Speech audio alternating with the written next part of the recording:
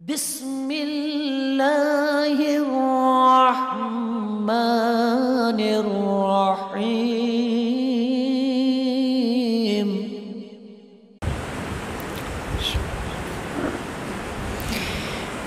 نحمده ونصلي ونسلم على رسوله الكريم اما بعد فاعوذ بالله من الشيطان الرجيم بسم الله الرحمن الرحيم فالذين آمنوا به وعزروه ونصروه واتبعوا النور الذي انزل معه اولئك هم المفلحون۔ قال النبي صلى الله تعالى عليه وآله وسلم لا يؤمن أحدكم حتى يكون هواه تبعا لما جئت به أو كما قال النبي صلى الله تعالى عليه وآله وسلم۔ صدق الله مولانا العظيم، صدق وبلغنا رسوله النبي الأمي الأمين الحبيب الكريم۔ حمد و صلات کے بعد قابل احترام برادران اسلام، جیسا کہ آپ جانتے ہیں آج ہماری گفتگو کا موضوع ہے حب رسول صلی اللہ علیہ وسلم کے تقاضے۔ کل عرض کیا تھا محبت کیا ہے۔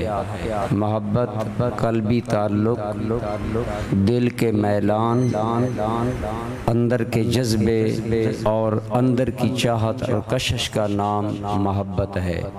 کسی ذات کے لیے آپ کے دل میں ایک کشش ہو، آپ کے دل میں ایک جھکاؤ ہو، آپ کے دل میں اس کے لیے جذبہ ہو اور آپ کا باطن اس کی طلب میں بیدار ہو، یہ محبت ہے۔ لیکن دوستو الحمدللہ تعالی کلمہ طیبہ پڑھنے کے بعد یہ نہیں کہا جا سکتا کہ کسی بھی کلمہ گو کا دل حب رسول سے خالی ہے۔ یقیناً ہر مسلمان کے دل میں سرکار کی محبت کا ہونا، پیدا ہونا، یہ ایک فطری اور ایمان کا تقاضا ہے اور الحمدللہ ایسا ہوتا ہے۔ لیکن جیسا کہ کل عرض کیا، عام جذبہ حضور کے لیے قابل قبول نہیں۔ فرمایا تمہارے دل میں میری محبت تمہارے ماں باپ، اولاد، تمام دنیا کے لوگوں سے زیادہ ہونی چاہیے۔ یہ بیان کل تفصیل کے ساتھ ہو چکا۔ لیکن ایک بندہ دل سے محبت رکھتا ہے تو اس کے لیے لازمی امر ہے کہ اس کے اعمال، افعال، کردار، عادات اور زندگی سے محبوب کی طرف جھکاؤ کا اظہار بھی ہو، پتہ بھی چلے کہ یہ فلاں سے محبت کرتا ہے۔ یہ بھی ایک فطری امر ہے۔ ماں کے دل میں بچے کے لیے محبت کا جذبہ فطری طور پر موجود ہوتا ہے، لیکن ہم دیکھتے ہیں کہ کبھی ماں بچے کا بوسہ لے رہی ہے، کبھی بلائیں لے رہی ہے، کبھی بچے کی معصومانہ حرکتوں پر ماں وارے وارے جا رہی ہے۔ یہ اس محبت کا عملی اظہار ہے جو ماں کے دل میں بچے کے لیے موجود ہوتا ہے۔ اور یہی بات ہے کہ حب رسول صلی اللہ علیہ وسلم کا جذبہ تو ہر مسلمان کے دل میں موجود ہے، لیکن اس میں ضرورت یہ ہے کہ شدت ہو، وارفتگی ہو، سب سے زیادہ حضور کے لیے محبت ہو۔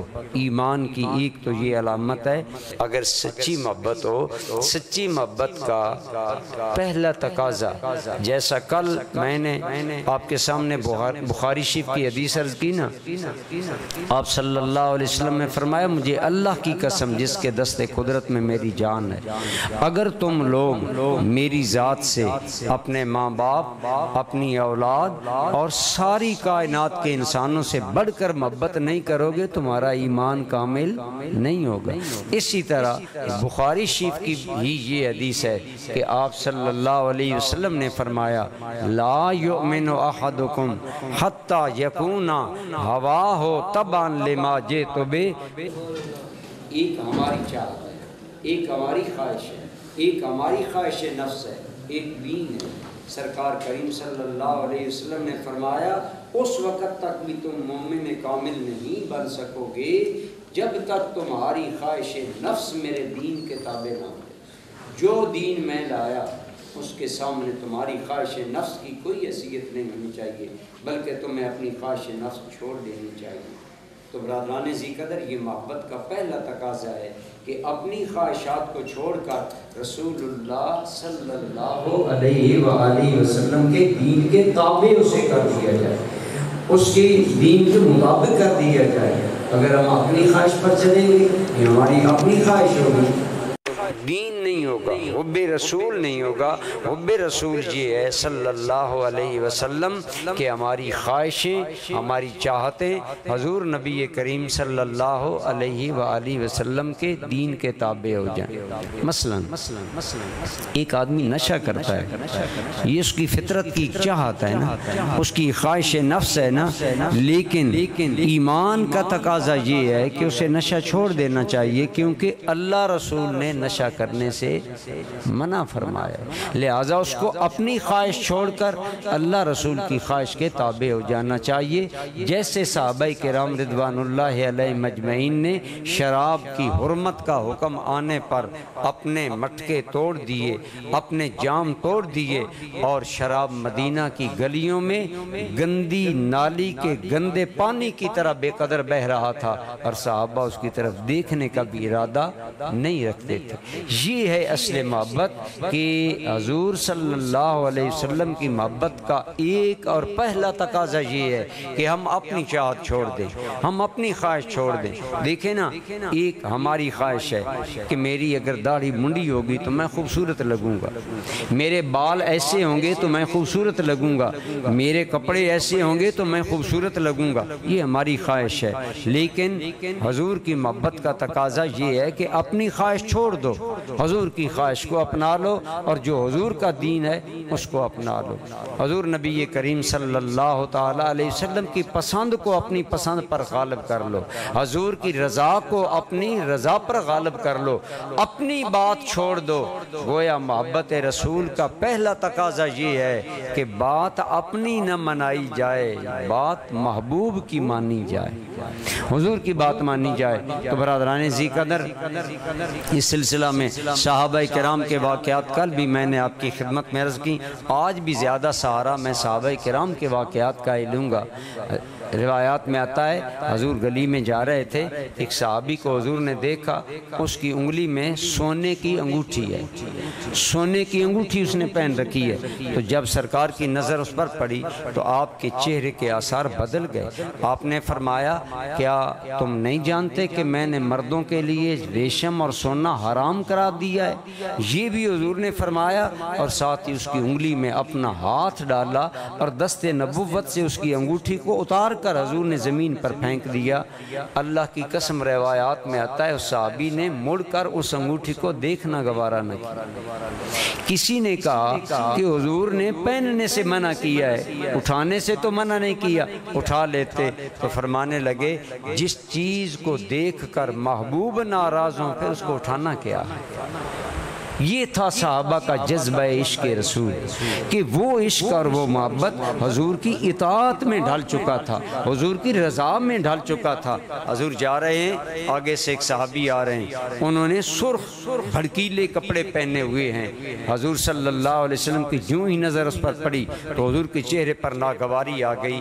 یاد رکھیں، مرد کے لیے بھڑکیلا سرخ لباس پہننا ناپسندیدہ کرا دیا گیا ہے، یہ تکبر کی علامت ہے، فخر کی علامت ہے۔ حضور کے چہرے پر جوں ہی آثار بدلے۔ آج تو حال یہ ہے نا کہ ہمارے نعت خوان نئے فیشن نعت کے نام پر متعارف کرواتے ہیں، وہ سکرین پر آتے ہیں تو نئے نئے فیشن پہن کر آتے ہیں۔ کیا انہیں یہ باتیں بھی ضرور سامنے رکھنی چاہیے؟ اس آدمی نے سرخ بھڑکیلا لباس پہنا ہے، حضور کے چہرے کے آثار بدل گئے، آپ نے چہرہ مبارک اس کی طرف سے پھیر لیا۔ صحابی تھا نا، کوئی آج کا عاشق رسول نام نہاد نہیں تھا۔ صحابی وہیں سے واپس پلٹ گیا، گھر گیا، کپڑے بدلے، تھوڑی دیر کے بعد حضور کی بارگاہ میں حاضر ہو گئے۔ حضور نے دیکھ لیا کہ یہ کپڑے بدل کر آ گیا ہے۔ تو سرکار نے سوال کیا کہ وہ جو کپڑے تم نے پہنے تھے وہ کہاں گئے؟ عرض کرنے لگے یا رسول اللہ میں وہیں سے واپس چلا گیا اور میں نے وہ کپڑے بدلے اور بدل کر ان کپڑوں کو میں نے چولہے میں رکھ کر جلا دیا ہے۔ آپ نے فرمایا اگر گھر میں رہتے اور عورتوں کے کام آتے یا اور کسی کو کام آتے تو کوئی حرج نہیں تھا۔ حضور فضول خرچی کو پسند نہیں کرتے تھے، حضور نعمت کو ضائع کرنا پسند نہیں کرتے تھے۔ آپ نے فرمایا اگر تیرے گھر میں وہ کپڑے ہوتے عورتیں استعمال کر لیتی یا کوئی اور کام آ جاتا تو کوئی حرج نہیں تھا۔ تو صحابی کہنے لگا یا رسول اللہ صلی اللہ علیہ وسلم جسے دیکھ کر حضور ناراض ہوں میں اسے گھر رکھنا بھی پسند نہیں کرتا۔ میں یہ بات کرتا ہوں اس سے ہمارے بعض مولوی پیر حضرات ناراض بھی ہوتے ہیں، ان کی تیوریاں بھی بدل جاتی ہیں۔ آج جو ہم نے کلچر بنا لیا ہے کہ پیر صاحب کا بڑا سا فوٹو لگا کر گھر کے اندر سجا دیا، گھر کے اندر لگایا ہے، ادھر بھی پیر صاحب کا فوٹو، ادھر بھی فوٹو، ادھر بھی فوٹو۔ ایمان سے ہمیں سوچنا ہوگا کیا یہ دین میں پسندیدہ بات ہے؟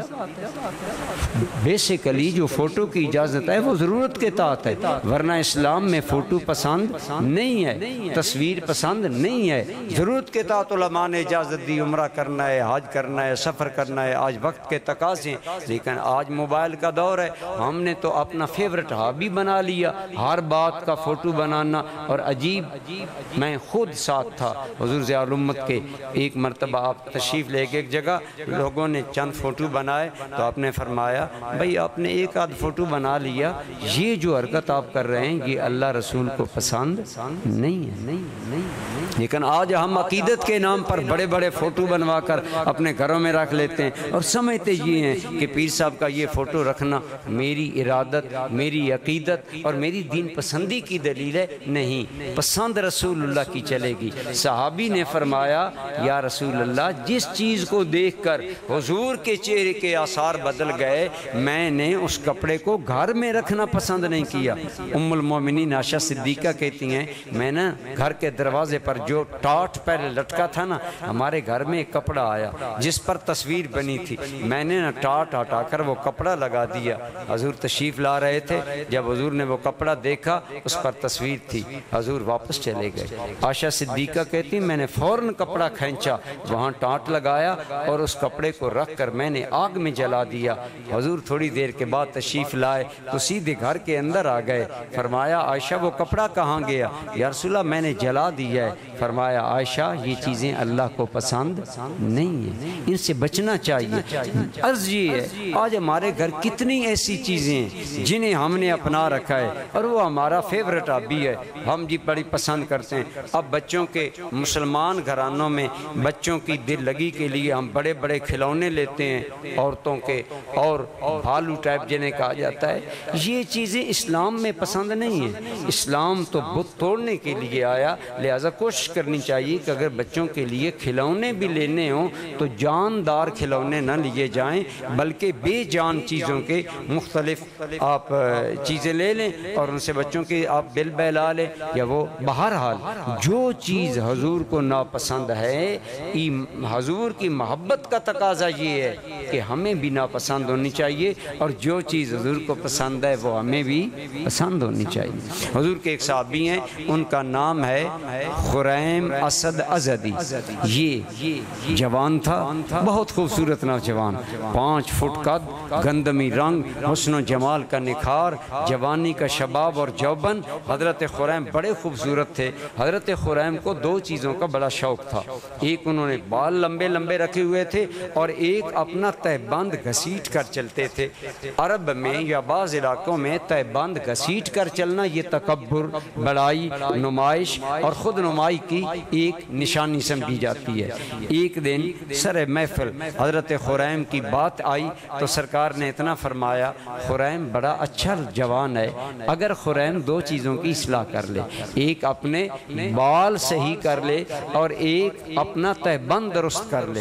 حضرت خریم محفل میں موجود نہیں ہے، کسی نے بعد میں بتایا کہ آج تیرا ذکر حضور کے سامنے ہوا اور حضور نے فرمایا خریم بڑا اچھا نوجوان ہے، لیکن ساتھ یہ بات حضور نے فرمائی، صاحب اسد الغابہ یعنی صحابہ کی سیرت پر جو کتاب ہے نا وہ نقل کرتے ہیں، جو ہی خریم اسدی نے یہ بات سنی تو وہیں رک گئے اور ساتھی کو کہنے لگے کہ مجھے ذرا گھر سے کینچی لا کر دو۔ انہوں نے کینچی لائی اور اسی جگہ کھڑے کھڑے آپ نے اپنے لمبے بال کاٹ کر حضور کی سنت کے مطابق کان کی لو کے نصف میں کر لیے یا لو تک کر لیے اور زائد بال کاٹ لیے اور اپنا تہ بند اوپر اڑوس کر اپنے ٹخنے ننگے کر لیے۔ ایک دوست نے از رائے دل لگی کہا، خریم تو کہا کرتا تھا یہ دو چیزیں میرا شوق ہیں، لیکن محبت رسول کیا ہے؟ حضرت خریم نے کہا کہ سچ ہے یہ میرا شوق ہے، لیکن میرا شوق میرے آقا کے ارشاد پر قربان ہے۔ حضور نے فرمایا ہے اگر یہ دو چیزیں خریم درست کر لے تو خریم بڑا اچھا جوان ہے، تو مجھے اس میں کیا اور کوئی دوسری بات ہو سکتی ہے؟ وہیں کھڑے کھڑے حضرت سیدنا خریم اسد ازدی رضی اللہ تعالی عنہ نے اپنا تہ بند بھی درست کر لیا۔ آج ہمارے کتنے لوگ ہیں، بارہا بتایا گیا ہے کہ ٹخنے ننگے رکھنا سنت ہے اور اپنی شلوار یا تہ بند کو ٹخنوں سے اوپر رکھنا چاہیے، اور نبی پاک صلی اللہ علیہ وسلم کا یہ دائمی عمل ہے، لہٰذا ہمیں اس بات کا ضرور پاس رکھنا چاہیے۔ تو محبت رسول کا پہلا تقاضا یہ ہے کہ اپنی بات نہ منائیں، اپنی رضا پر نہ چلیں، حضور کی رضا، حضور کی بات اور حضور کی پسند کو مقدم کیا جائے اور اسی کو اپنایا جائے۔ حضرت سیدنا انس بن مالک یہ وہ حضور کے خوش وقت صحابی ہیں جو 10 سال حضور کے گھر میں حضور کے ذاتی خادم بن کر رہے، حضور کو کھانا کھلاتے، حضور کو وضو کرواتے، حضور کا بستر لگاتے، گھر کا کام کا، چھوٹے سے بچے تھے حضور کے گھر میں بھی چلے جاتے۔ 10 سال حضرت انس بن مالک حضور کی بارگاہ میں رہے۔ حضرت انس بن مالک ایک دعوت میں تھے تو آپ نہ سالن سے کدو کا جو ٹکڑے ہیں نا جنہیں آپ کہتے ہیں، ایک تو شوربہ ہوتا ہے اور ایک کدو کے ٹکڑے ہوتے ہیں، حضرت انس وہ ٹکڑے تلاش کر کے نا کھا رہے تھے۔ تو آپ نے فرمایا میں نے دیکھا ہے کہ رسول اللہ صلی اللہ علیہ وسلم کدو کے ان ٹکڑوں سے محبت کرتے تھے، میں انس بھی اسی لیے ان سے محبت کرتا ہوں۔ صحابہ کرام کی محبت، رضا، پسند سب کچھ رسول اللہ کی پسند میں ڈھل چکی تھی اور محبت رسول ان کے دل میں یوں جاں گزین ہو چکی تھی کہ حضور نبی کریم صلی اللہ علیہ وسلم کی پسند، آپ کی رضا اور آپ کی خواہش ہر معاملے میں صحابہ کرام مد نظر رکھتے اور اسی کے مطابق عمل کرتے۔ محبت کا پہلا تقاضا کیا ہے کہ حضور سے اگر سچی محبت ہے تو اپنی خواہشیں ہم چھوڑیں۔ ہمیں داڑھی منڈانا پسند ہے، حضور کو داڑھی رکھنا پسند ہے، ہمیں حضور کی پسند کو غالب کرنا چاہیے۔ اب فرمائیں نماز کیا حضور کو پسند ہے کہ نہیں؟ کتنی پسند ہے؟ فرمایا میری آنکھوں کی ٹھنڈک نماز میں ہے، میری آنکھوں کی ٹھنڈک نماز میں رکھی گئی ہے۔ تو اب جو مسلمان کلمہ گو حب رسول کا دعویٰ بھی کرے اور نماز بھی نہ پڑھے اور نماز کے قریب نہ جائے تو گویا یہ دو رنگی ہے، دو رنگی چھوڑنا ہوگی، یک رنگی اختیار کرنا ہوگی۔ اور یک رنگی یہ ہے کہ جب حضور کی محبت کا دعویٰ ہے تو پھر زندگی حضور کے تابع ہونی چاہیے، حضور نبی رحمت صلی اللہ علیہ وسلم کی شریعت کے تابع ہونے چاہیے۔ صحابہ کرام رضوان اللہ علیہ مجمعین کے سامنے جب بھی کوئی حضور کا حکم آ گیا صحابہ کرام کی گردن جھک گئی اور حضور کے اس حکم کو قبول کر لیے۔ اس سلسلہ میں بہت سی باتیں آپ لوگوں کے علم میں ہیں، یہ بنیادی بات ہے۔ دوسرا محبت کا تقاضا یہ ہے کہ جس انسان سے حضور کو محبت ہو ہمیں بھی اس سے محبت کرنی چاہیے۔ جس کا بھی حضور سے کوئی تعلق ہو نا ہمیں اس سے محبت کرنی چاہیے۔ حضور نے فرمایا احب اللہ لما یغزوکم من نعم، اے لوگو اللہ سے محبت کیا کرو، اللہ تمہیں نعمتوں سے پالتا ہے۔ وَأَحِبُّونِي لِحُبِّ اللَّهِ، اور اللہ کی وجہ سے مجھ سے محبت کیا کرو۔ وَأَحِبُّوا أَهْلَ بَيْتِي لِحُبِّي، اور میری محبت کی وجہ سے میرے اہل بیت سے محبت کیا کرو، میرے گھر والوں سے محبت کیا کرو۔ رسول اللہ کے صحابہ، حضور کے اہل بیت انصار، مہاجرین، تمام صحابہ سے محبت کرنا یہ ایمان اور حب رسول کا تقاضا ہے۔ اگر ایک آدمی اس میں تفریق کرتا ہے، جیسے آج بعض لوگوں نے تفریق کر رکھی ہے کہ ایک گروہ اہل بیت کا نام لے کر اہل بیت کا دھڑا بن جاتا ہے اور صحابہ کرام کو نظر انداز کرتا ہے اور صحابہ کی توہین کرتا ہے، اور ایک طبقہ صحابہ کا پاسبان بن کر اہل بیت سے نفرت اور اہل بیت سے دوری اختیار کرتا ہے، یہ دونوں گمراہیاں ہیں۔ جس کا بھی رسول اللہ سے کوئی تعلق ہے اس سے محبت کرنا یہ حضور کی محبت کا تقاضا ہے۔ لہٰذا ہمیں حضور کے صحابہ کرام، حضور کی اہل بیت، بلکہ تمام تر صحابہ کرام سے محبت رکھنی چاہیے۔ گویا میں عرض یہ کرنا چاہتا ہوں ہماری محبت اور نفرت کا معیار حب خدا اور حب رسول ہونا چاہیے۔ ہم کسی سے محبت کریں تو اللہ رسول کے لیے، اور کسی سے نفرت کریں تو اللہ رسول کے لیے۔ ہماری دوستی، ہماری محبت، ہمارے تعلقات کی بنیاد حب خدا اور حب مصطفیٰ ہونی چاہیے۔ اس وجہ سے ہمیں ایک دوسرے سے پیار کرنا چاہیے اور اس وجہ سے آپس میں تعلقات رکھنا، حتیٰ کہ عرب کے لوگوں پر تنقید بلا وجہ نہیں کرنی چاہیے، منع ہے۔ فرمایا عربوں سے محبت کرو، میں عرب ہوں۔ حضور نے خود ارشاد فرمایا، اس لیے عمومی طور پر ہمیں عربوں کو تنقید کا نشانہ نہیں بنانا چاہیے۔ کسی آدمی کو کوئی ذاتی کمزوری ہے تو ہمارے اندر بھی تو ذاتی کمزوریاں موجود ہیں نا، من حیث العرب کسی آدمی سے نفرت کرنے کی ہمیں اجازت نہیں ہے۔ حضرت ایک حضور کے صحابی ہیں، ان کا نام ہے اسامہ بن زید۔ یہ اسامہ بن زید جو ہے نا، یہ حضور کے غلام حضرت زید کے بیٹے تھے، حبشی ماں کے بیٹے تھے اور کالے رنگ کے تھے، لیکن حضرت اسامہ کو یہ شرف حاصل ہے کہ حضرت اسامہ سے حضور بہت محبت کرتے تھے، اور محبت کی مین وجہ یہ تھی کہ یہ غلام کے بیٹے تھے، پھر رنگ کے کالے تھے، اور حضرت زینب بنت جاش حضور کی پھوپھی ذات سے تھے، اور ان کو پھر طلاق ہو گئی، وہ بھی ایک رنج تھا حضور کے دل میں۔ تو یہ ساری باتیں، لیکن اصل بات یہ ہے کہ ان کی اس غربت اور مسکینی کی وجہ سے حضور حضرت اسامہ سے بہت محبت کرتے۔ حضرت اسامہ کالے رنگ کے تھے اور چھوٹے سے بچے تھے۔ حضرت عائشہ صدیقہ فرماتی ہیں حضور اتنا اسامہ سے پیار کرتے، اتنا اسامہ سے پیار کرتے کہ ایک دن اسامہ آیا، اسامہ کا ناک بہہ رہا تھا۔ عائشہ صدیقہ کہتی ہیں میں بھانپ گئی کہ اسامہ کا ناک بہہ رہا ہے، اب حضور اس کو ضرور صاف کریں گے۔ دیکھیں نا، کہاں ایک غلام کا حبشی ماں کا کالا کلوٹا بیٹا، اور کہاں نبیوں کا سلطان اور رسولوں کا سردار اور دنیا حسن و کمال کا تاجدار۔ حضرت عائشہ صدیقہ کہتی ہیں لیکن میں اس منظر کو بڑی محبت بھری نظر سے دیکھتی رہی۔ اسامہ جو ہی قریب آیا نا، حضور نے اپنی چادر مبارک لے کر اسامہ کا ناک صاف کرنا چاہا، تو عائشہ صدیقہ کہتی ہیں میں تیزی کے ساتھ آگے بڑھی اور میں نے حضور سے پہلے اسامہ کا ناک صاف کر دیا۔ میں نے کہا یا رسول اللہ، میرے ہوتے ہوئے حضور کی چادر سے ناک صاف نہیں کیا جائے گا۔ لیکن حضور کی محبت حضرت اسامہ سے بہت زیادہ تھی۔ حضور حضرت اسامہ سے اتنی محبت کرتے تھے، میں نے کئی مرتبہ یہ بات کی، یہ میری باتیں بعض لوگ تنقید بھی کرتے ہیں، لیکن میرے پیش نظر تو حسن نیت ہے کہ میں کہتا ہوں کہ اگر ہم علماء آپ کو یہ بتاتے ہیں کہ حضور حسنین کریمین کو کندھے پر اٹھاتے تھے، تو ہمیں یہ بھی بتانا چاہیے کہ حدیث میں آتا ہے صحابہ کرام نے فرمایا ہم نے اپنی آنکھوں سے دیکھا حضور ایک دن اس حال میں آ رہے تھے، حضور کے ایک کندھے پر حسن ابن علی سوار تھے، ایک کندھے پر اسامہ بن زید سوار تھے۔ غلام کا بیٹا، غریب کا بیٹا، مسکین کا بیٹا، جنہیں معاشرے نے رد کر دیا، آمنہ کے لال نے انہیں اٹھا کر نبوت کے کندھے پر سجا لیا۔ کیوں؟ محمد مصطفیٰ سے بڑھ کر انسانیت کا غریب پرور اور محسن کون آئے گا؟ یہ بھی تو بات علماء کو ہمیں بتانی چاہیے۔ ان اسامہ بن زید ایک جنگ ہوئی اور انہیں حضرت عمر نے وظیفہ اتنا دیا جتنا وظیفہ اپنے بیٹے عبداللہ ابن عمر کو دیا۔ جتنا وظیفہ عبداللہ ابن عمر کو ملا نا، عبداللہ ابن عمر صرف حضرت عمر کے بیٹے نہیں تھے بلکہ بہت بڑے جلیل القدر صحابی اور بدری صحابی تھے، اور بدری صحابہ کا حصہ عام صحابہ سے زیادہ تھا، کیونکہ بدری صحابہ قطعی جنتی ہیں، حضور نے قطعی جنتی قرار دیا، لہذا صحابہ کرام ان کا احترام کرتے تھے۔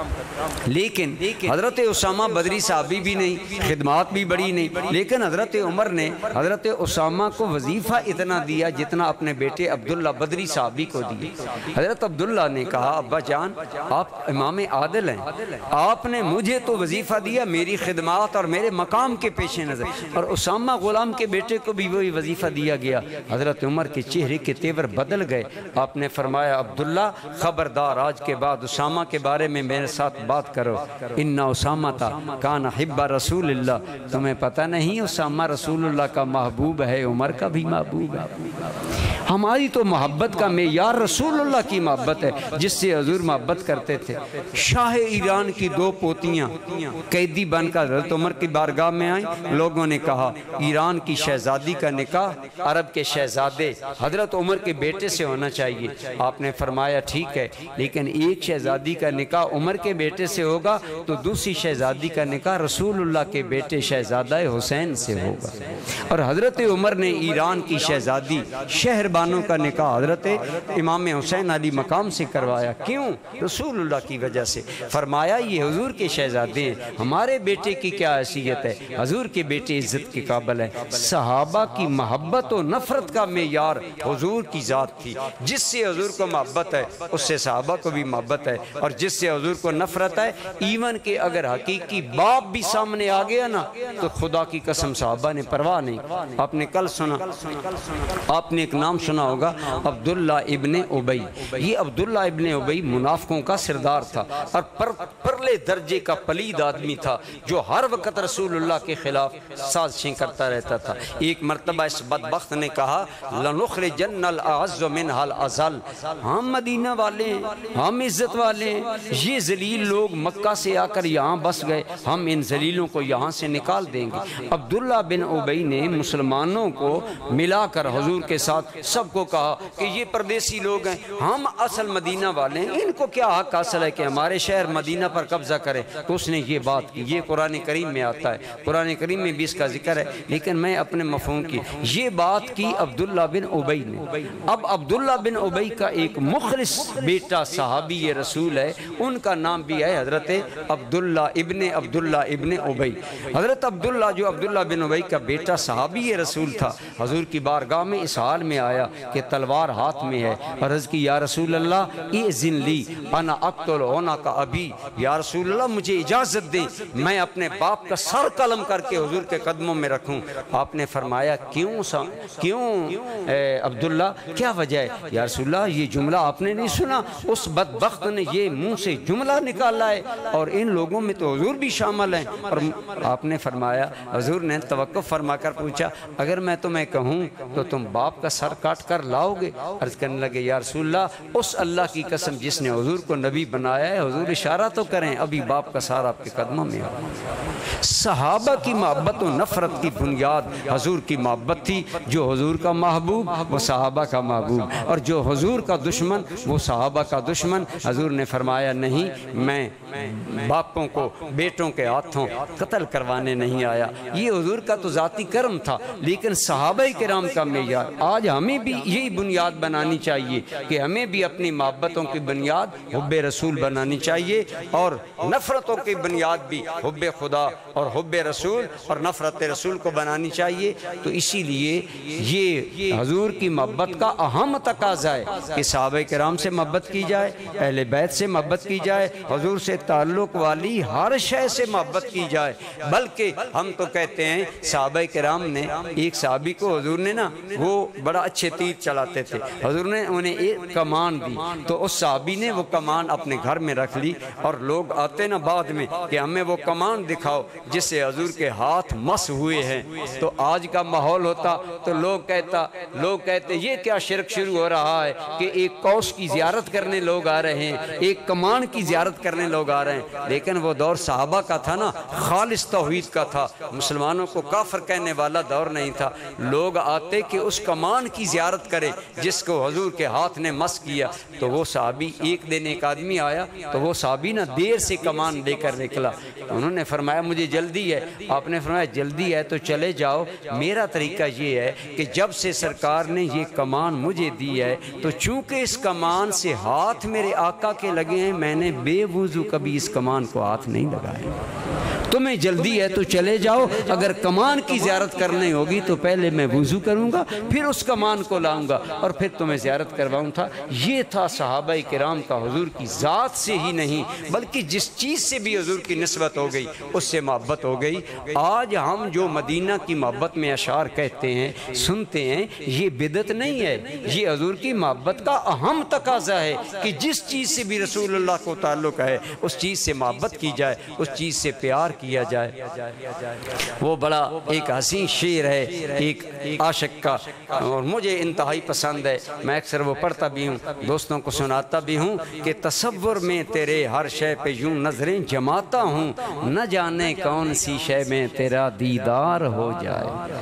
حضرت عبداللہ ابن عمر حضور کے وصال کے بعد نا منبر نبی پر ہاتھ کھڑے مسجد نبی میں دیکھے گئے۔ قاضی عیاض رحمۃ اللہ علیہ، اب حضرت عبداللہ ابن عمر کوئی عام صحابی نہیں، بدری صحابی ہے، قطعی جنتی ہیں۔ حضور کے منبر پر ہاتھ رکھا ہوا تھا نا، کسی آدمی نے دیکھا تو اس نے کہا عبداللہ یہاں ہاتھ رکھ کر کھڑے ہو، وجہ کیا ہے؟ حضرت عبداللہ نے جلدی تو جواب نہ دیا، بعد میں فرمایا تمہیں نظر نہیں آ رہا یہ وہ جگہ ہے جہاں میرے محبوب بیٹھتے تھے؟ اس جگہ سے عبداللہ ابن عمر پیار کر رہے تھے جہاں حضور بیٹھ کر خطبہ دیا کرتے تھے۔ تو جس انسان کو حضور سے تعلق ہو، وہ صحابہ ہوں، اہل بیت ہوں، عرب ہوں، یا جس کا بھی حضور سے تعلق ہے، بلکہ جس چیز کا بھی تعلق ہے، اسی میں ایک بات بڑی ضروری ہے کہ آج امت میں جو نفرتیں ہیں، ہمیں حضور کی امت سمجھ کر دوستوں سے پیار کرنا چاہیے۔ نفرتیں پھیلا کر، چھوٹی چھوٹی باتوں پر فتوے لگا کر چھوٹی چھوٹی دائرہ بندی نہیں کرنی چاہیے، بلکہ اس لیے اپنے مسلمان بھائیوں سے محبت کرنی چاہیے کہ یہ رسول اللہ کی امتی ہے۔ حضور کی امت سے محبت کرنا یہ بھی حضور کی محبت کی دلیل ہے۔ اس پر دلائل بھی ہیں لیکن ٹائم نہیں، ٹائم چونکہ تھوڑا ہے، تو عرض یہ ہے کہ محبت کا پہلا تقاضا یہ ہے کہ حضور کی خواہش، حضور کی رضا کو مقدم سمجھا جائے اور اپنی خواہش و رضا کو حضور کی رضا پر قربان کیا جائے۔ اور دوسرا محبت کا تقاضا ہم نے یہ بیان کیا، ویسے تو حضرت قاضی عیاض نے، حضرت شاہ عبدالحق محدث دہلوی نے اور شارحین بخاری نے محبت رسول کے 32 تقاضے بیان کیے کہ حضور کی محبت کا تقاضا یہ ہے کہ حضور کے دین سے محبت کی جائے، حضور کے قرآن سے محبت کی جائے، حضور کے مشن سے محبت کی جائے۔ اس طرح بہت سے تقاضے لیکن دو چار میں موٹے موٹے بیان کر رہا ہوں تاکہ مین باتیں ہمارے ذہن میں آ جائیں جو ہمارے کام آئیں۔ تو اسی میں یہ بات ہے کہ حضور کی امت میں نفرتیں نہیں پھیلانی چاہیے، محبتیں بڑھانی چاہیے، اور آپس میں چھوٹی چھوٹی غلط فہمیوں کی بنا پر، چھوٹی چھوٹی باتوں کی بنا پر حضور کی امت کو تقسیم نہیں کرنا چاہیے، بلکہ حضور کی محبت کا تقاضا یہ ہے کہ حضور کی امت سے کیا کیا جائے؟ پیار کیا جائے، محبت کی جائے، حضور کی امت کو جوڑا جائے اور ان میں آپس میں محبت کی جائے۔ یقیناً یہ رشتے ہوتے ہیں۔ میں مسجد نبی میں گزر رہا تھا، ایک مقام سے دور سے ایک آدمی دوڑتا ہوا آیا اور مجھے نا دور سے کہتا ہے السلام علیکم پیر بھائی صاحب، اور مجھے نا معانقہ کرنے لگا، مجھے کہنے لگا سیال شریف بیت ہو؟ میں نے ٹوپی وہ پہنی ہوئی تھی نا سرخ داری والی، تو مجھے نا کلاوے میں لے کر کہتا ہے سیال شریف کے مرید ہو؟ میں نے کہا ہاں سیال شریف کا مرید ہوں۔ تو بڑی چاہت سے مسجد نبوی میں مجھے نا پیار سے مل کر کہنے لگا مجھے پیر کی نشانی یاد آئی ہے تو مجھے پیر یاد آ گیا۔ اگر ہمیں پیر کی نشانی دیکھ کر پیر یاد آتا ہے تو رسول اللہ صلی اللہ علیہ وسلم کی امت زیادہ اس کی حقدار ہے کہ ہم حضور کی امت میں نفرتیں نہیں، محبتیں بڑھائیں اور آپس میں ایک دوسرے سے محبت اور پیار اور خلوص کے ساتھ پیش آئیں۔ اسی طرح آپ صلی اللہ علیہ وسلم کی محبت کا ایک اہم تقاضا یہ ہے کہ حضور کے دین کی خدمت کی جائے، حضور کے دین کی نوکری کی جائے۔ قرآن کریم کی آیت میں نے آپ کے سامنے پڑھی، اللہ کریم فرماتے ہیں فَالَّذِينَ آمَنُوا بِهِ، پس وہ لوگ جو میرے نبی پر ایمان لائے، وَعَزَّرُوهُ، کتنے کام گن لیں۔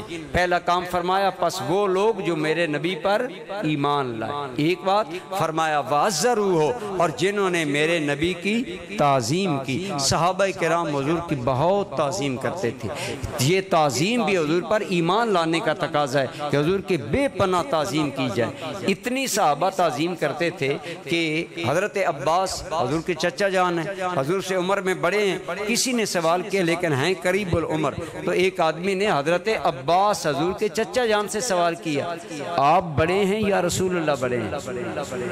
اب سیدھی سی بات ہے کہ آپ چچا ہیں، عمر میں بڑے ہیں، ہماری طرح کوئی ہوتا کہہ دیتا میں بڑا ہوں، لیکن پتہ ہے حضرت عباس ابن عبد المطلب حضور کے چچا جان جلیل القدر صحابی ہیں بھی حضور کے چچا، اگر بڑا کہہ بھی دیتے تو کوئی ناگوار نہ سمجھتا، لیکن حضرت عباس نے پتہ ہے کیا جواب دیا؟ فرمایا ولد تو من قبلو، پیدا تو میں پہلے ہوا، والرسول هو الاکبر، اور بڑے تو رسول اللہ ہی ہے نا۔ انداز دیکھیں نا صحابہ کرام کا بارگاہ رسالت مآب میں۔ حضرت عباس عمر میں بڑے ہیں، پوچھ رہے ہیں ایک آدمی آپ بڑے ہیں یا حضور بڑے ہیں؟ تو حضرت عباس نے چینج کر دیا انداز، فرمایا پیدا تو میں پہلے ہوا، لیکن رہی بڑا ہونے کی بات تو بڑا تو اللہ کا رسول ہی ہے نا، اللہ کے محبوب بھی بڑے ہیں نا۔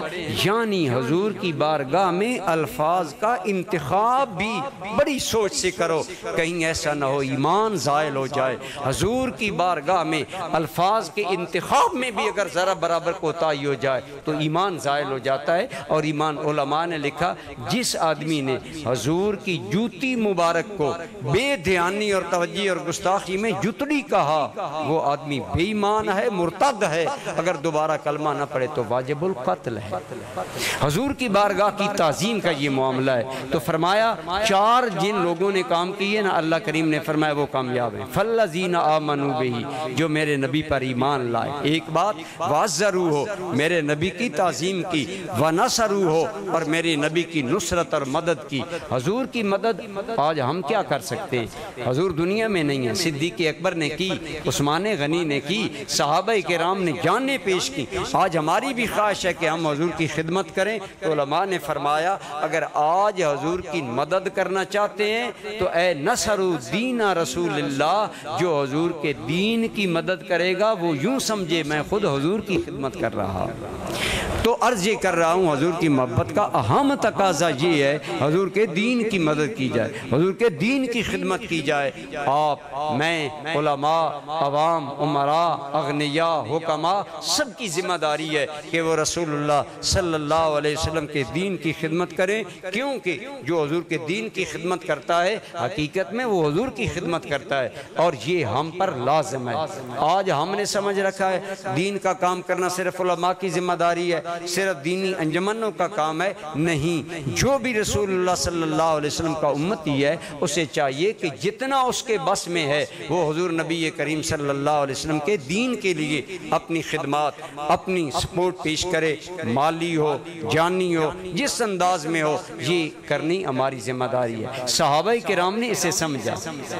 جنگ قادسیہ لگی تھی، حضور کی ایک صحابی ہیں، ان کا نام ہے حضرت خنسا رضی اللہ تعالی عنہ۔ یہ وہ عورت ہے جو زمانہ جاہلیت میں اس کے دو بھائی شہید ہوئے خنسا کے۔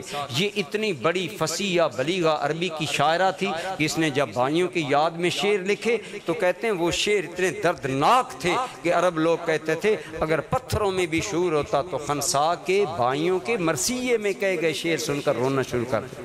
لوگ تو عموماً رویا کرتے تھے، لیکن یہی خنسا جب ایمان لائیں اور حضور کی صحابیہ بنی، جنگ قادسیہ حضرت عمر کے دور میں جاری ہے، ایران دنیا کی سپر پاور سے جنگ ہو رہی ہے، ایک دن گزرا فتح نہیں ہوئی، دوسرا دن گزرا فتح نہیں ہوئی، تو دوسرے دن نا شام کو خنسا اپنے 3 بیٹوں کو بلا کر کہتی ہے اے میرے بیٹو، اس وقت حضرت خنسا کی عمر 100 سال سے زیادہ تھی، آنکھوں سے نابینا ہو چکی تھی، آپ نے بلا کر فرمایا میرے رسول اللہ کے دین پر مشکل وقت آیا ہے، جاؤ میں اپنی خدمت پر رسول اللہ کے دین کی خدمت کو ترجیح دیتا ہوں، جاؤ اللہ کے نام پر قربان ہونا۔ اور ساتھ فرمایا اگر کوئی زخم تمہارے سینے میں ہوا میں تمہیں اپنا ماں والا حق معاف نہیں کروں گی، کوئی زخم تمہیں پشت میں اگر لگا تو میں تمہیں معاف نہیں کروں گی، حضور کے دین کے لیے ہر زخم تمہیں سینے میں سہنا ہوگا۔ اگلا دن آیا، سیدہ خنسا کے 3 بیٹے شہید ہو گئے اس جنگ قادسیہ میں، اور 3 بیٹوں کے لاشیں منگوائے، ان کی پشت پر ہاتھ مارا، میرے کسی بیٹے کی پشت پر تو کوئی زخم نہیں ہے نا؟ جب دیکھا تو سجدے میں 100 سال سے بڑی نابینا صحابیہ رسول سجدے میں پڑھ کر پتہ کیا کہتی ہے؟ الحمدللہ الذی جعلنی امًا لہؤلاء، مالک تیرا شکر ہے تو نے میرے 3 بیٹے اپنے دین کے لیے قبول کر کے 3 شہیدوں کی مجھے ماں بنا دیا۔ حضور کے دین کی خدمت اس حد تک ہمارا فریضہ ہے، ہمیں کرنی چاہیے۔ حضرت عمر بے تابی میں پھر رہے تھے، بے تابی میں عرب کی دھوپ میں پھر رہے تھے، عین دوپہر کا وقت تھا۔ ایک آدمی آیا، اس نے کہا امیر المومنین انت وہکذا، آپ اور یوں گھبرائے۔ حضرت عمر نے فرمایا بیت المال کا ایک اونٹ گم ہو گیا ہے اور غلام آرام کر رہے تھے، میں نے کہا چلو نوکر یا چوکیدار حاضر نہیں ہے، عمر کی ذمہ داری ہے کہ حضور کی امت کے ایک اونٹ کی حفاظت اور تلاش کے لیے تو میں یہ عمر اب مارا پھر رہا ہوں کہ بیت المال کا اونٹ نہیں مل رہا۔ یہ احساس تھا حضرت عمر کو خدمت اسلام کا کہ اللہ نے آپ کو اتنا بڑا فاتح بنایا۔ آپ کی میری بھی ذمہ داری ہے کہ ہم حضور کے دین کے خادم بنیں اگر ہم حب رسول کا دعویٰ رکھتے ہیں۔ حب رسول کے میں نے عرض کیا بہت سے تقاضے علماء نے بیان کیے، انہی میں ایک یہ ہے کہ حضور کا ذکر اور حضور کے دیدار کا شوق رکھا جائے۔ یہ بعد والے امتیوں پر حضور کا حق ہے۔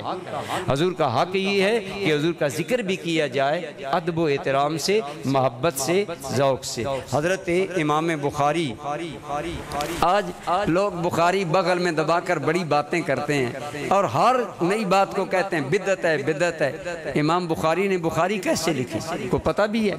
ہر حدیث لکھنے سے پہلے امام بخاری نے غسل کیا، وضو کیا، پھر حدیث لکھی۔ یہ امام بخاری کے حالات میں آتا ہے۔ اب میں آپ سے پوچھتا ہوں، بعض لوگ کہتے ہیں جی جو کام حضور کے دور میں نہیں ہوا، صحابہ کے دور میں نہیں ہوا، وہ بدعت ہے اور ہر بدعت رات ہے۔ ایک حدیث دکھا دو کہ حضور نے فرمایا ہو میری حدیث نقل کرنے سے پہلے غسل کرو، میری حدیث نقل کرنے سے پہلے وضو کرو، لیکن امام بخاری تو کر رہے ہیں اور ساری بخاری یوں جمع کی۔ گویا پتہ چلا کہ اگر ادب کرتا ہے انسان اور طہارت اختیار کرتا ہے تو یہ بدعت بری بدعت نہیں، ایمان سے بتائیں، دل پر ہاتھ رکھ کر بتائیں۔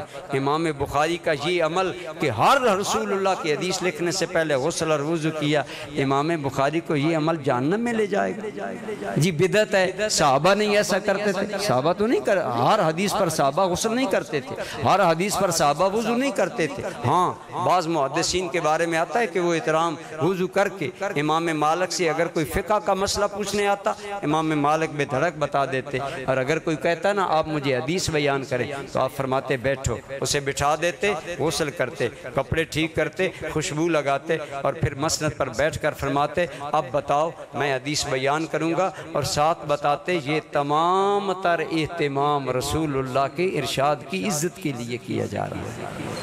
تو محبت رسول کا تقاضا یہ ہے حضور کا ذکر جب بھی کرو احترام سے کرو، زبان سے کرو، قلم سے کرو۔ ایک بات کی طرف توجہ کریں، ہمارے بعض لوگ جب سرکار صلی اللہ علیہ وسلم کا نام نامی لکھتے ہیں تو اوپر ڈال دیتے ہیں سلام یا سواد ڈال دیتے ہیں یا زبان سے درود شریف نہیں پڑھتے۔ علماء نے فرمایا ادب کا تقاضا یہ ہے کہ آقا کا نام جتنی مرتبہ زبان پر آئے پورا درود پڑھا جائے، اور کیا کہا جائے بولیے صلی اللہ علیہ وسلم۔ سواد ڈالنا یا سلم ڈالنا یہ ادب کے خلاف ہے۔ چاہیے یہ کہ جب بھی حضور کا نام نامی آئے کوشش کی جائے ادب کا تقاضا پورا کرتے ہوئے پورا درود پاک پڑھا بھی جائے اور لکھا بھی جائے، اور جب تک وہ درود پاک لکھا رہے گا لکھنے والے کو ثواب ملتا رہے۔ لیکن ایک بات میں اور عرض کر دوں نا، وہ پہلے میں نے بات کی ہم چھوٹی چھوٹی بات پر ایکسپائر ہو جاتے ہیں، فتویٰ لگا دیتے ہیں۔ فتویٰ نہیں لگانا کہ جو سواد لکھتا ہے یا مختصر درود کا اشارہ کرتا ہے جی وہ بدعتی ہے، وہ جی غلط ہے، ایسا ہے، ایسی کوئی بات نہیں، فتویٰ نہیں لگانا چاہیے۔ ادب کا تقاضا میں کر رہا ہوں، ہمیں اپنا عمل بنانا چاہیے کہ جتنی مرتبہ حضور کا نام آئے احترام سے لیں، شوق سے لیں۔ تو حضور صلی اللہ علیہ وسلم کی محبت کا آج جو بعد والی امت ہے، کل میں نے آپ کو مسلم شریف کی حدیث سنائی نا، میرے آقا کریم نے خود فرمایا اور صحابہ کے سامنے فرمایا، حیرت کی بات ہے نا، اور الحمدللہ اس آخر والی امت کی فضیلت ہے کہ صحابہ کے سامنے حضور نے فرمایا کہ اے صحابہ انا من اشد امتی لی حبن ناسن، مجھ سے زیادہ بہت زیادہ محبت کرنے والے میرے وہ امتی ہوں گے یکونون بعدی جو میرے بعد ہیں۔ الحمدللہ تعالی حضور کی محبت امت کے دلوں میں آباد رہے گی۔ حضور نے نشاندہی بھی کی کہ میرے بعد والے امتی مجھ سے ٹوٹ کر محبت کریں گے، ٹوٹ کر عشق کریں گے۔ الحمدللہ تعالی ہمارے بزرگوں کے صدقے اللہ تعالی ہمیں بھی یہ نعمت عطا فرمائے۔ اللہ سے مانگا کریں، اللہ اپنے محبوب کا عشق عطا فرمائے، اپنے محبوب کی محبت عطا فرمائے، اپنی محبت عطا فرمائے۔ تو میں عرض کر رہا ہوں حضور کا ذکر شوق سے کرنا بھی چاہیے، سننا بھی چاہیے، اور چاہتے دیدار بھی دل میں رکھنی چاہیے کہ اللہ کرے کوئی میری زندگی میں ایسی رات آئے، وہ بھی رات آئے کہ خواب میں وہ دکھائیں اپنی تجلیاں، میں کہوں کہ آج حضور نے میرا سویا باغ جگا دیا۔ بعد والے امتیوں کو حضور کے لیے خواہش دیدار رکھنا، خواہش زیارت رکھنا۔ آپ نے کل سنا نا حضرت ثوبان والا واقعہ کہ حضرت ثوبان ظہر تک حضور صلی اللہ علیہ وسلم سے جدا نہیں ہے اور دوڑ کر حضور کی بارگاہ میں چلے گئے۔ یہی انداز صحابہ کرام کا تھا۔ بلکہ اور تو اور عرض کروں نا، حضور کے فراق میں رونا اور حضور کے فراق پر تڑپنا اور مچلنا، یہ وہ محبوب عمل ہے جس کی تائید میرے آقا نے خود کی۔ یہ جو حدیث میں عرض کر رہا ہوں، یہ حدیث بخاری شریف میں ہے۔ کہاں ہے؟ اور بخاری شریف میں کئی مقامات پر ہے، ایک مقام پر نہیں، کئی مقامات پر یہ حدیث پاک ہے کہ حضور نبی کریم صلی اللہ علیہ وسلم ابتداءً جب جمعہ کا خطبہ دیتے تو کھجور کے ایک تنے پر حضور کے ایک لگاتے۔ حضور کے لیے ممبر بنا دیا گیا، حضور نے کھجور کے تنے کو چھوڑ دیا، حضور ممبر پر بیٹھ گئے۔ تو جب حضور نے اس تنے پر ہاتھ نہ رکھا نا خطبہ دیتے ہوئے اور حضور ممبر پر بیٹھ گئے، تو بخاری شریف میں کئی مقامات پر یہ حدیث آئی ہے۔ میں ایک مقام سے آپ کی خدمت میں عرض کر رہا ہوں۔ تو حدیث پاک میں آتا ہے صحابہ کرام فرماتے ہیں کہ جب سرکار کریم صلی اللہ علیہ وسلم ممبر پر بیٹھے نا، ساحت النخلۃ حتی قادت ان تشقا، صحابہ کرام فرماتے ہیں وہ کھجور کا تنا یوں چیخنے لگا کہ قریب تھا کہ وہ پھٹ جاتا۔ یہ بخاری شریف کے الفاظ ہیں جو میں عرض کر رہا ہوں۔ ساحت النخلۃ، کھجور کا تنا زاروں کی طرح رونے لگا، زاروں کی طرح چیخنے لگا، اور قادت ان تشقا، قریب تھا کہ وہ پھٹ جاتا۔ ایک روایت میں آتا ہے وہ ایسے رونے لگا جیسے اونٹنی اپنے بچے کی جدائی پر روتی ہے۔ ایک روایت میں الفاظ ہیں وہ ایسے رونے لگا جیسے ماں بچے کی جدائی پر روتی ہے۔ صحابہ کرام نے یہ سنا اور اسے روایت کیا، اور بخاری شریف میں آتا ہے جب حضور نے سنا نا تو اس مقام پر ذرا رکیے، یہاں پر اب کھجور کا تنا رونے لگا تو حضرت بہت سارے ائمہ کرام، خواجہ حسن بصری رحمۃ اللہ علیہ تابعی ہیں، حضرت امام جعفر سے بھی مروی ہے، حضرت خواجہ حسن بصری سے بھی مروی ہے۔ یہ بڑے دو معتبر نام ہیں امت کے، خواجہ حسن بصری اور امام جعفر صادق۔ ان کے بارے میں آتا ہے کہ جب یہ حدیث بخاری شریف میں شاگردوں کو پڑھا رہے تھے تو زاروں کے طرح رونے لگے۔ خواجہ حسن بصری، امام جعفر صادق اور حضور ضیاء الامت بھی ایسے مقامات پر جب پہنچتے ہم نے آنکھوں سے دیکھا ہے کہ حضور ضیاء الامت آپ دیدہ ہو جاتے اور سبق تھوڑی دیر کے لیے رک جاتا۔ تو حضرت خواجہ حسن بصری رحمۃ اللہ علیہ کی آنکھوں میں آنسو آ گئے اور آپ اپنے طالب علموں کو کہنے لگے کہ اے طالب علموں، خواجہ حسن بصری کوئی عام بندے نہیں، تابعی ہیں جو صحابہ کے شاگرد ہیں۔ اپنے شاگردوں کو کہتے ہیں اے لوگو، کھجور کا تنا ہم سے بازی لے گیا جو فراق مصطفیٰ میں رو رہا۔ اور یہ بخاری شریف کی حدیث ہے اور کئی مقامات پر ہے، اور صحابہ تابعین نے اسے نقل کیا اور بیان کیا۔ تو پتہ چلا حضور سے محبت تو کر نہ کر، حضور سے محبت تو کائنات کا ذرہ ذرہ کرتا ہے، اور وہ کھجور کا تنا حضور کے فراق میں رونے لگا۔ تو برادران ذی قدر، حضور کے فراق میں رونا یہ بھی حضور کی محبت کی دلیل ہے۔ جب حضرت عمر بیت المقدس فتح کرنے کے لیے گئے نا تو بیت المقدس والوں نے کہا اپنا عمر بلاؤ، ہم سے جنگ نہیں ہوتی، ہمیں عمر دکھاؤ، عمر معاہدہ لکھ دے، ہم بیت المقدس کی چابیاں تمہارے حوالے کر دیں گے۔ حضرت عمر گئے، بیت المقدس فتح ہو گیا، حضرت عمر وہاں بیٹھے ہیں۔ ان دنوں میں حضرت بلال شام میں تھے، لوگ آ گئے، انہوں نے عرض کیا حضرت والا آپ کی خدمت میں ہماری ایک عرض ہے۔ لوگوں نے حضرت عمر سے عرض کی، آپ نے فرمایا کہو کیا؟ کہنے لگے ہماری خواہش ہے کہ ایک مرتبہ بلال حبشی اذان دے۔ ہم نے کئی مرتبہ کہا ہے بلال ہمارے کہنے پر اذان نہیں دیتے، تو حضرت عمر سے عرض کیا کہ آپ حضرت بلال کو کہیں کہ اذان دیں۔ حضرت عمر نے حضرت بلال کو بلایا، فرمایا لوگوں کی خواہش ہے انہیں اذان سنا دی جائے۔ حضرت بلال کہنے لگے امیر المومنین میں نے ارادہ کیا تھا کہ میں حضور کے بعد اذان نہیں کروں گا، آپ مہربانی کریں مجھے مجبور نہ کریں، لیکن حضرت عمر نے فرمایا ان لوگوں نے مجھے کہا ہے چلو تم دو۔ بیت المقدس میں حضرت سیدنا شام میں حضرت بلال حبشی اذان دینے لگے۔ اب جب بلال کی اذان فضاؤں میں بلند ہوئی، وہی آواز اور وہی رکت اور وہی سوز و گداز جب فضاؤں میں پھیلا تو کتابوں میں آتا ہے کہ حضرت فاروق اعظم اتنے روئے کہ فاروق اعظم کی ہچکچی بند گئی، صحابہ اشکبار ہو گئے، عجیب ماحول ہو گیا۔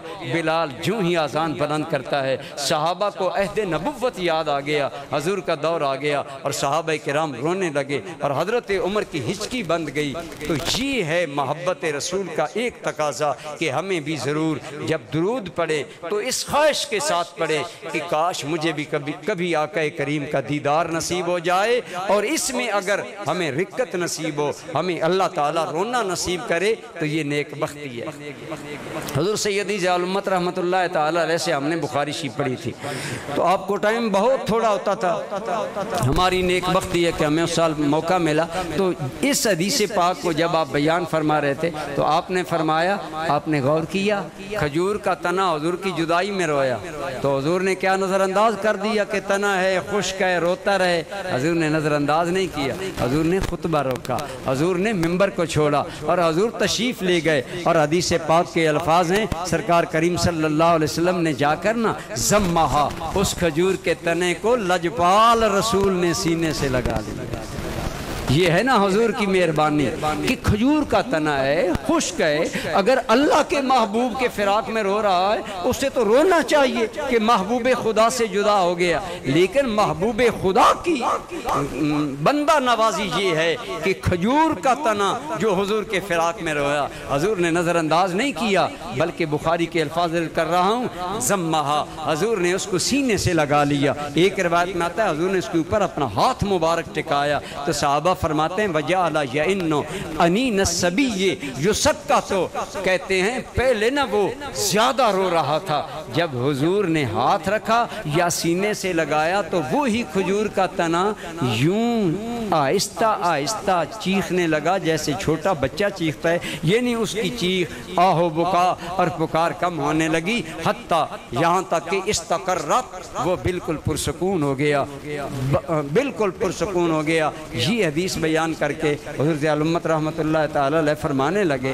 آپ کا کیا خیال ہے اگر کھجور کا تنا فراق محبوب میں روئے تو حضور کھجور کے تنے کو گلے سے لگاتے ہیں یا دست شفقت رکھتے ہیں تو اس امتی کی نیک بختی کا کیا عالم ہوگا جو حضور کی یاد میں رویا کرتا ہے، جو حضور کی نعتیں سن کر رویا کرتا ہے، جو حضور کی تعریفیں سن کر رویا کرتا ہے، اور جسے اپنے محبوب کے پر درود پڑھتے ہوئے رکت نصیب ہو جاتی ہے۔ آپ نے فرمایا خدا کی قسم ہمارا آقا لجپال ہے، ہمارے آقا کبھی اپنے محبت کرنے والوں کو محروم نہیں کرتے، بلکہ بخاری شریف کی حدیث ہے اللہ تعالیٰ آپ کو لے جائے، جو گئے انہوں نے دیکھا احد جو پہاڑ ہے نا یہ عام پہاڑ نہیں ہے، بخاری شریف کے اندر ہے ھذا جبل احد، حضور نے ایک مرتبہ احد کو دیکھا نا تو احد کی طرف اشارہ کر کے فرمایا لوگو یہ احد کا پہاڑ ہے، یحبنا ونحبہ، یہ احد کا پہاڑ مجھ سے محبت کرتا ہے، ہم اس سے یہ ہم سے پیار کرتا ہے، ہم اس سے پیار کرتے ہیں۔ تو حضور ضیاء الامت رحمۃ اللہ تعالی علیہ فرمایا کرتے تھے کہ جو آقا کھجور کے تنوں کو محروم نہیں کرتے کیا وہ امتی کو محروم کریں گے؟ کیا امتی کو نہیں نوازیں گے؟ سینکڑوں نہیں ہزاروں مثالیں ایسی ہیں کہ حضور نبی کریم صلی اللہ علیہ وسلم نے اپنے غلاموں کو نوازا، اپنی محبت کرنے والوں کو نوازا۔ تو حضور کی محبت کا ایک تقاضا یہ ہے کہ حضور کا ذکر جب بھی کیا جائے احترام اور چاہت کے ساتھ اور اس خواہش کے ساتھ کہ اللہ تعالیٰ کبھی ہمیں حضور کی زیارت نصیب فرمائے۔ آج ہمارے دور کی محرومیوں میں سے ایک محرومی کا ذکر کر کے میں اپنی گفتگو ختم کرنا چاہتا ہوں۔ آج ہمارے دور میں ایک عجیب معاملہ ہے، امت دو طبقوں میں بٹ گئی ہے۔ ایک طبقہ ہے جو صرف یہ بات کرتا نظر آتا ہے کہ جی ٹھیک ہے، ہمیں محبت ہے، ہمیں عشق ہے، اور عشق میں نعرہ بازی، عشق میں دعویٰ بازی، اور عشق میں محبت کا اظہار، یہ بھی مختلف محبت کے اظہار ہیں۔ مثلا حضور کی نعت سے پیار کیا جائے، حضور کے ذکر سے پیار کیا جائے، لیکن وہ لوگ صرف محبت کے انہی انداز کو اپنا کر عمل کی دنیا سے دور ہیں۔ وہ عمل نہیں کرتے، وہ دین پر عمل نہیں کرتے۔ ایک طبقہ ہے جو صرف محبت کے جذبے کی قدر کرتا ہے لیکن عمل نہیں کرتا، اور ایک طبقہ ہے وہ حب رسول کی مستی اور حب رسول کی کیفیت اور اس لذت سے بے خبر ہے۔ وہ صرف عمل کی بات کرتا ہے کہ جب حضور کی سنت پر عمل کر لیا تو پھر اس سے اور آگے کیا چاہیے۔ میں نے کہا یہ ٹھیک ہے، لیکن کیا صحابہ کرام کے اندر بھی یہی بات تھی؟ آئیے میں عرض کروں، مشکاۃ شریف میں کتاب الایمان میں حدیث ہے، حضور وضو فرما رہے تھے، تو جب حضور نبی کریم صلی اللہ علیہ وسلم وضو فرما رہے تھے، اور اسی طرح کی روایت بخاری شریف میں کئی مقامات پر آئی ہے۔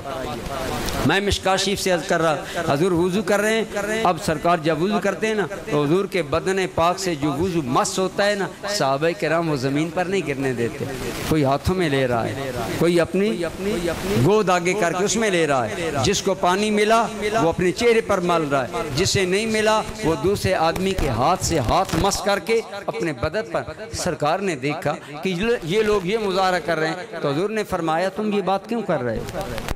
میرے وضو کے پانی سے اتنا پیار منہ پر مل رہے ہو، اسے لے رہے ہو، تبرک بنا رہے ہو۔ حضور نے تبرک بنانے سے منع نہیں کیا، لینے سے منع نہیں کیا۔ حضور نے سوال کیا تم یہ کام کیوں کر رہے ہو؟ تو صحابہ کرام نے پتہ کیا جواب دیا؟ عرض کرنے لگے فی حب اللہ و رسولہ، یا رسول اللہ ہم تو یہ کام نا اللہ رسول کی محبت میں کر رہے ہیں۔ گویا پتہ چلا محبت کا ایک تقاضا محبوب کے بدن سے مس ہونے والے پانی کو تبرک سمجھنا بھی بدعت یا شرک نہیں ہے، سنت صحابہ کرام ہے، اور حضور کی محبت کی کبھی دلیل ہے جو صحابہ کرام نے کئی مرتبہ کی، اور صحابہ حضور سے اس قدر ٹوٹ کر پیار کرتے تھے۔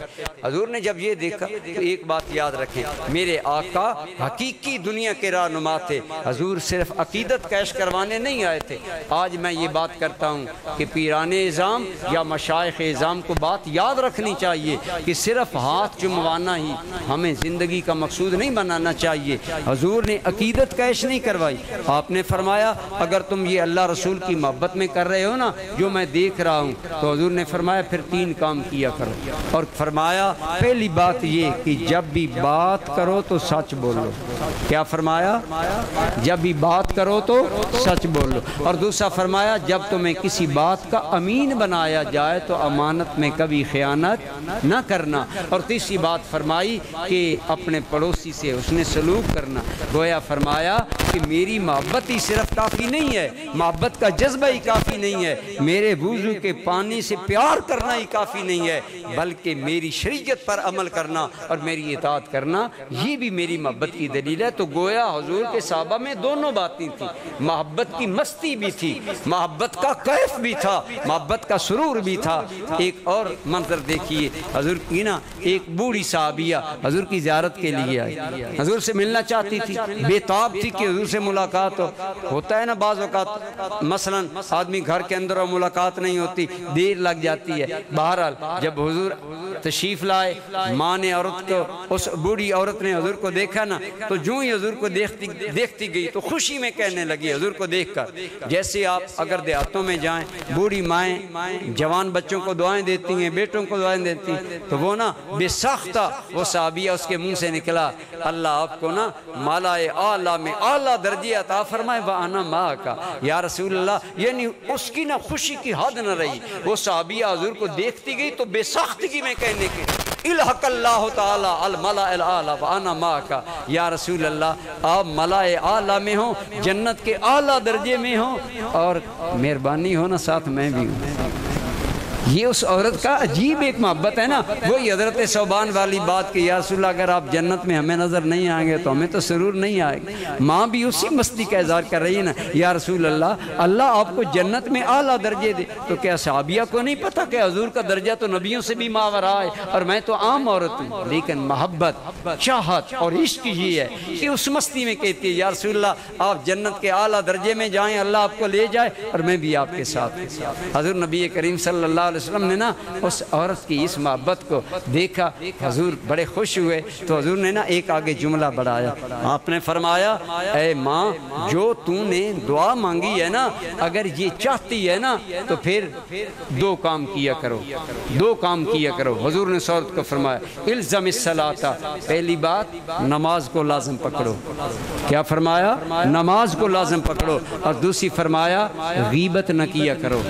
تو گویا پتہ چلا محبت کی مستی, محبت میں رسول اللہ پر فدا جاننا اور نبی کریم سے بے پناہ وارفتگی اور محبت کرنا, یہ بھی صحابہ کا عمل ہے. لیکن ساتھ ساتھ اس کے نماز, شریعت, اطاعت شریعت محمدی اور حضور کی اطاعت یہ بھی ضروری ہے. تو آج امت کے طبقات دو الگ الگ کناروں پر کھڑے ہیں.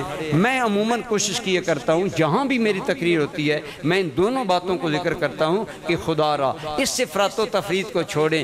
جو صرف عمل کی رٹ لگاتے ہیں انہیں محبت بھی چکھنی چاہیے, اور جو صرف محبت کی مستی کے دعوے کرتے ہیں انہیں رسول اللہ کی اطاعت اور شریعت کی پیروی بھی کرنی چاہیے. دعا ہے اللہ تعالی ہمیں یہ دونوں نعمتیں نصیب فرمائے اور حضور نبی رحمت صلی اللہ علیہ وسلم کی محبت سے بھی سرشار رکھے اور آپ کی اطاعت و فرما برداری کرنے کی بھی اللہ ہم سب کو توفیق عطا فرمائے. اب ہم دعا انشاءاللہ پڑھیں گے.